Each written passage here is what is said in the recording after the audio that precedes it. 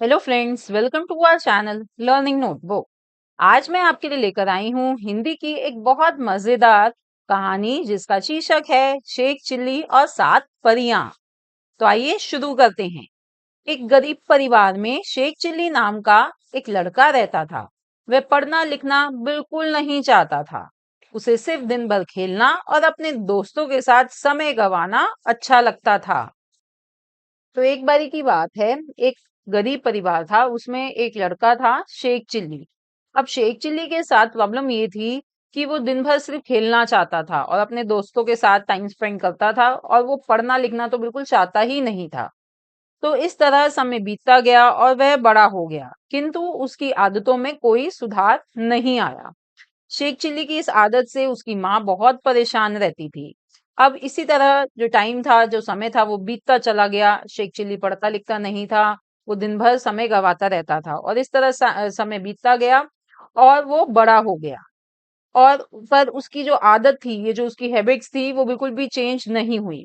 तो इस वजह से जो उसकी माँ थी, वो उसकी आदतों से बहुत ज्यादा परेशान और दुखी थी। उसकी इच्छा थी कि शेख चिल्ली अब बड़ा हो गया है तो कुछ पैसे कमा कर लाए, जिससे उनके घर के हालात कुछ सुधर सके। क्योंकि वो गरीब परिवार था, तो जब वो बड़ा हुआ तो ऑब्वियसली उसकी जो माँ थी वो ये चाहती थी कि भाई शेख चिल्ली कुछ पैसे कमाए, जिससे कि जो उनकी जो गरीबी है वो कुछ उस हालत में कुछ सुधार आ सके। तो एक दिन उसकी माँ ने उसे डांट लगाते हुए कहा, कब तक तू इस तरह आवारगी करता रहेगा? अब तो तू बड़ा हो गया है और हट्टा कट्टा जवान भी। तो तू कोई नौकरी क्यों नहीं ढूंढ लेता? कब तक इस तरह घर में बैठकर रोटियां खाता रहेगा? तो एक दिन उसकी माँ को बहुत गुस्सा आ रहा था और उन्होंने उसे बहुत डांटा। उन्होंने क्या कहा कि भाई तू कब तक इस तरह आवारगी, यानी जब आवारगी का मतलब है फ्रेंड्स कुछ काम धाम नहीं करना, बस सारा दिन इधर उधर फिरना, कब तक तू ये सब करता रहेगा? अब तू बड़ा हो गया है और तू जवान भी हो गया है, हट्टा कट्टा यानी कि रिष्ट पुष्ट है। तू एक जवान है भाई, हेल्दी जवान है। तो तू कोई काम कोई नौकरी क्यों नहीं ढूंढता? कब तक तू घर में बैठकर खाता ही रहेगा? तो माँ की इन बातों का कोई असर उस पर नहीं हुआ। वह चुपचाप उसकी बातें सुनता रहा, किंतु अगले दिन नौकरी की तलाश में दूसरी जगह जाने के लिए निकल पड़ा। अब माँ की इन बातों का उस वक्त तो उस पर कोई असर नहीं हुआ, पर वो अगले दिन नौकरी की तलाश में निकल पड़ा। शेख चिल्ली की माँ ने उसे रास्ते में खाने के लिए थैले में 7 रोटियां दी, जिसे लेकर शेख चिल्ली निकल पड़ा।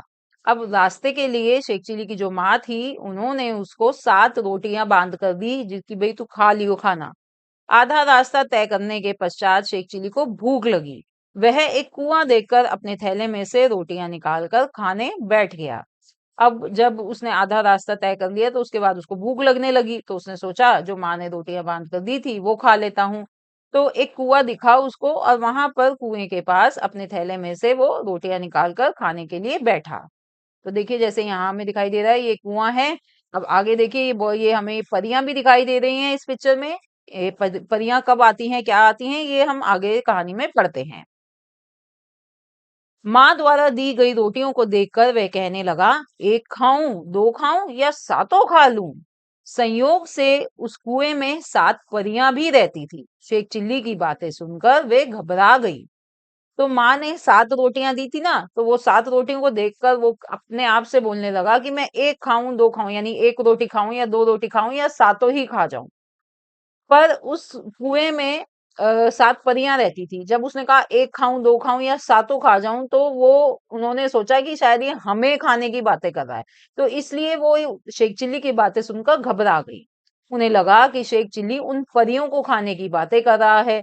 डर के कारण वे सातों परियां बाहर आई और शेख चिल्ली से निवेदन करने लगी कि वह उन्हें ना खाए। तो डर की मारी वो सारी जो परियां थी, 7 की 7 परियां, वो बाहर आ गई और शेख चिल्ली से रिक्वेस्ट करने लगी कि भाई मुझे हमें ना खाओ। परियों ने शेख चिल्ली से कहा, आप हमें मत खाओ, हम तुम्हें एक जादुई घड़ा देंगे, जिससे तुम जो मांगोगे वह तुम्हें मिल जाएगा। तो उन्होंने परियां थी तो ऑब्वियसली उनके पास जादुई पावर्स थी, मैजिकल पावर्स थी। तो उन्होंने शेख चिल्ली से कहा कि भाई तुम हमें मत खाओ, अगर तुम हमें नहीं खाओगे तो उसके बदले में हम तुम्हें एक जादुई घड़ा देंगे, जिससे तुम कुछ भी मांगोगे ना, कभी भी कुछ भी मांगोगे वो तुम्हें हमेशा मिल जाएगा। तो शेख चिल्ली जादुई घड़ा लेकर घर आ गया और घर आकर माँ को परियों वाली बात बताई। तो शेख चिल्ली वो जादुई घड़ा लेकर उन परियों से जादुई घड़ा लेकर अपने घर वापस आ गया और सारी बात उसने अपनी माँ को बताई। तो माँ ये सुनकर हैरान हो गई। फिर उसने सोचा क्यों ना इस जादुई घड़े को आजमाया जाए। ऐसा ही होगा ना फ्रेंड्स, अगर हमारे हाथ में भी कोई मैजिकल ऐसी कोई चीज आ जाएगी तो हम भी उस चीज को आजमाने की सोचेंगे। तो यही बात उसकी माँ ने भी सोची। माँ ने उस घड़े से ढेर सारे पकवान की इच्छा जाहिर की। तो तुरंत ही बहुत सारे पकवान थाली में सजकर उनके सामने आ गए। वाओ देखो, तो माँ ने घड़े से क्या मांगा? माँ ने घड़े से बहुत सारे पकवान, खाने की चीजें मांगी, बहुत सारी अच्छी अच्छी। तो जब भी विश करते ही उन्होंने जैसी ये इच्छा जाहिर करी, जब भी बहुत सारे पकवान थाली में सज कर उनके सामने आ गए। दोनों माँ बेटे ने जी भर के खाना खाया। इसके बाद शेख चिल्ली की माँ ने उस जादुई घड़े से बहुत सारा धन मांगा। तो दोनों माँ बेटे ने खूब पेट भर के खाना खा लिया। अब उसके बाद क्या मांगा? माँ ने उस जादुई घड़े से धन मांगा, बहुत सारा पैसा मांगा। इस तरह दोनों माँ बेटे अमीर हो गए। लेकिन उसकी माँ को हमेशा डर लगता था कि कहीं शेख चिल्ली यह बात गांव वालों के सामने ना उगल दे और उनके अमीर होने का राज सबको बता ना दे। तो वो दोनों जो इनका परिवार था वो अमीर तो हो गया, पर हमेशा शेख चिल्ली की माँ को एक डर बना रहता था कि कहीं शेख चिल्ली, क्योंकि वो मूर्ख था, कि कहीं शेख चिल्ली ये बात गांव वालों के आगे ना बोल दे कि भाई उसको ये जादुई घड़ा मिला ऐसे ऐसे और इस वजह से ये अमीर हो गए। तो उनको ये डर हमेशा सताता रहता था। तभी शेख चिल्ली की माँ को एक तरकीब सूझी। तो अब इस चीज से निजात पाने के लिए शेख चिल्ली की माँ को एक तरकीब, एक प्लान उन्होंने सोचा। क्या आइडिया था वो? वह बाजार गई और बहुत सारे बताशे खरीद लाई। वह घर की छत पर चढ़कर उनकी बारिश करने लगी। छत पर से गिर रहे बताशों को देखकर शेख चिल्ली बहुत खुश हुआ।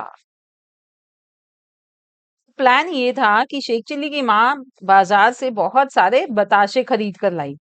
दोस्तों आपको बताशे पता है ना, जो चीनी से बनते हैं, सफेद कलर के इस तरह दिखते हैं, मीठे मीठे बताशे जो होते हैं, वो खरीद के लाई और घर की छत पर इस तरह से घर की छत पर खड़ी हो गई और नीचे इन बताशों को गिराने लगी जैसे कि बताशों की बारिश हो रही हो, इस तरह।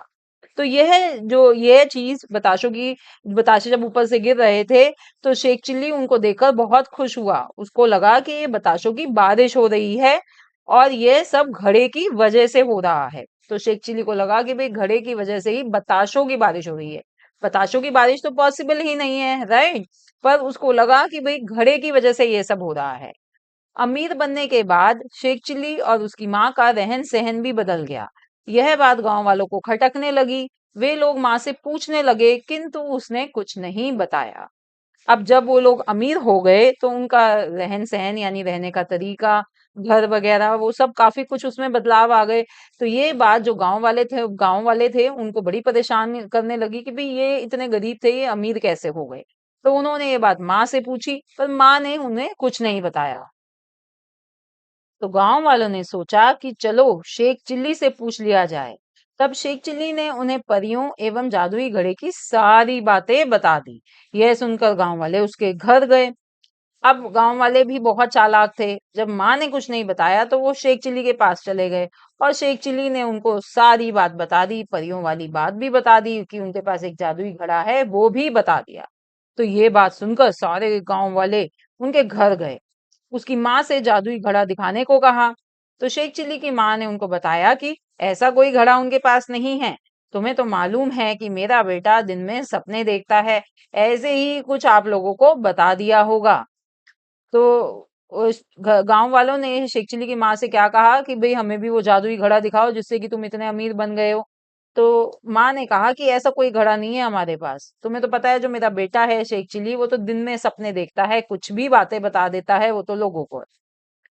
इस पर शेख चिल्ली ने जोर देकर ढेर सारे पकवान एवं बताशे गिरने वाली बात कही। देखिए शेख चिल्ली कितना मूर्ख था कि उसकी माँ नहीं बताना चाह रही, जब भी वो जोर दे रहा है और बता रहा है सारी चीजें कि भाई कैसे हमने ढेर सारे पकवान जादुई घड़े से मंगवाए थे और यहाँ तक कि उसने कहा कि भाई बताशों की बारिश भी हुई थी जादुई घड़े से ही। यह सुनकर शेख चिल्ली की माँ हंसकर बोली, लो अब बताओ कि भला कहीं छप्पर से बताशों की बारिश होती है? तो जब शेख चिल्ली ने बताशे गिरने वाली बात कही, तो जो माँ ने आइडिया सोचा था, अब वो पूरा हो रहा था। वो हंसकर बोली कि बताओ भाई, कभी छप्पर यानी कि छत से कभी बताशों की बारिश हो सकती है? तो देखिए बताशे कभी हम, वो तो उसकी तो बारिश हो ही नहीं सकती ना। तो उसकी माँ ने जानबूझकर इस तरह उन्होंने एक ये आइडिया लगाया था कि भाई जब शेख चिल्ली गांव वालों के आगे अगर उसने कभी बोला कि भाई जादुई घड़े से तो बताशों की बारिश भी हो गई थी, तो वो उसे झुटला पाएगी। इसलिए उन्होंने ये आइडिया लिया था। तो उनकी इन बातों से गांव वालों को भी यकीन हो गया कि जरूर शेख चिल्ली अपने सपने वाली बात ही बता रहा है। तो जब ये बताशों वाली बात हुई कि बताशों की बारिश हुई थी, तो गांव वालों को यकीन हो गया कि जरूर शेख चिल्ली जो है उसने कोई सपना देखा है, वो ऐसे ही अपना सपना बता रहा है, वो कुछ भी बोल रहा है। तो गांव वालों को भी ये बात समझ आ गई कि भाई कोई ऐसा जादुई घड़ा है ही नहीं। तो जो उसकी माँ चाहती थी वैसा ही हुआ, गांव वाले भी मान गए कि कोई जादू घड़ा है ही नहीं। तो देखिए इस कहानी से हमें क्या सीख मिलती है कि मूर्ख लोगों की बात पर कोई विश्वास नहीं करता, इसलिए उम्र एवं जरूरत के अनुसार अपनी कमियां दूर करनी चाहिए और होशियारी का गुण सीखना चाहिए। तो इस कहानी से हमें यही सीख मिलती है कि अगर कोई आदमी मूर्ख है तो उसकी बातों पर कभी कोई विश्वास नहीं करता। अगर वो सही बात कह भी रहा है, जब भी सामने वाला उस पर विश्वास नहीं करता।